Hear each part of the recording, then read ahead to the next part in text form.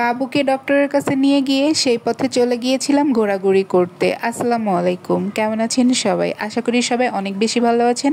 আমিও আল্লাহর রহমতে অনেক বেশি ভালো আছি। নতুন আরেকটি ভিডিওতে আপনাদের সবাইকে স্বাগতম জানাচ্ছি। আমার বাবুর অনেক দিন আগেই ডক্টর কিছু টেস্ট দিছিল, কারণ আমার বাবুর গায়ে হচ্ছে একটু র্যাশ বের হয়েছিল অ্যালার্জির জন্য মনে হয়। তো সেই টেস্টগুলো করানোর জন্যই আজকে একটু ডক্টরের কাছে যাব।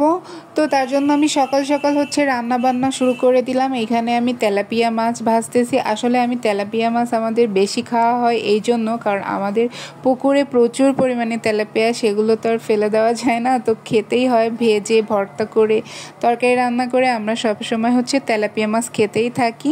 তো এগুলো কিন্তু সব আমাদের পুকুরের তেলাপিয়া মাছ। তো আমি মাছগুলো আগে একটু ভেজে নিচ্ছি ভালো করে, তারপর এটাকে ঝিঙে আলু আর হচ্ছে কাঁঠালের বীজ দিয়ে রান্না করব।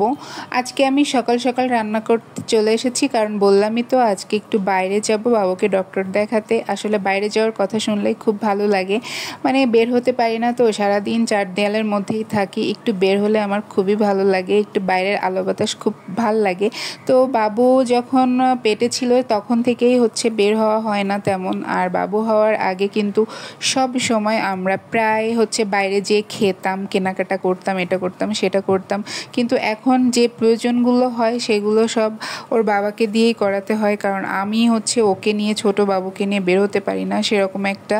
তো তার জন্য অনেক দিন ধরেই ঘোরাফেরা করা হয় না। তার উপর আবার পেজ খুলেছি, এই জন্য আরেকটু বিজি হয়ে গেছি। আমি মনে হয় এরকম, কারণ বাচ্চা নিয়ে আমি মনে হয় নিজেকে ঘরবন্দি করে রাখি, তারপর ঘোরাফেরা বাদ দিছি, বাইরে খাওয়া দাওয়া বাদ দিছি, তারপর নিজেদের রান্না বান্না খাওয়া দাওয়া করতে করতে বিকেল করে ফেলি। তো আমি মনে হয় এরকম, কারণ আমার হয়তো বা যোগ্যতা একটু কম। আমি অনেকেই দেখি বাচ্চা নিয়ে সব কিছু নিয়ে কি বেশ ভালো মতো, মানে সব কিছুই সামলায়, ঘুরে বেড়ায়, রান্না বাড়া সব কিছুই করে। যাই হোক, আমি পারছি না, মানে আমার কষ্ট হয়ে যাচ্ছে। তো এই যে কথা বলতে বলতে আমি হচ্ছে ঝিঙেটাও দিয়ে দিয়েছি, দিয়ে ঝিঙেটা ভালো করে কষিয়ে আমি হচ্ছে এর মধ্যে পানি দিয়ে দিয়েছি। নর্মালি আমরা যে হালকা পাতলা তরকারিগুলো রান্না করি তার ভিতর কিন্তু আমরা শুকনো চালের গুঁড়ো দেই না, মানে আমাদের এদিকে কেউই দেয় না, আমরা এভাবেই রান্না করি। তো সবাই দেখি যে শুকনো চালের গুঁড়ো দেয় একটু কালার করার জন্য, কিন্তু না, আমরা শুধু কাঁচামরিচ দিয়েই রান্না করি। এই যে ঝিঙা, তারপর লাউটাও, এগুলা সব কিছুই কাঁচামরিচ দিয়ে রান্না করি।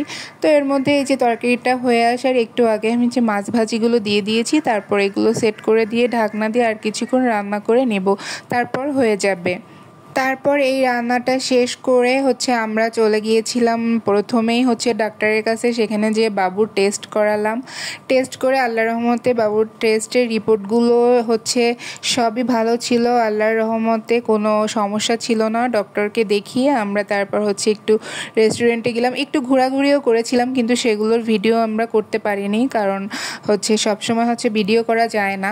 তো এই যে তারপর একটা রেস্টুরেন্টে আসলাম, এসে দেখুন খাবার দাবার, আমার চোখ তো এখানে আটকে গেছে, কারণ আমি জানি না, বাবু হওয়ার পর থেকে আমার প্রচুর মিষ্টি খেতে ইচ্ছা করে, মিষ্টি জাতীয় জিনিস আমি প্রচুর খাওয়া ধরছি, অনেক ভাল লাগে।